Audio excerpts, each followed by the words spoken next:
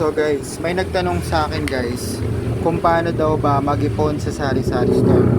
So ganito lang naman yung pag-iipon na ginagawa ko sa inyong sari-sari store na hindi magagalaw ang inyong puhunan.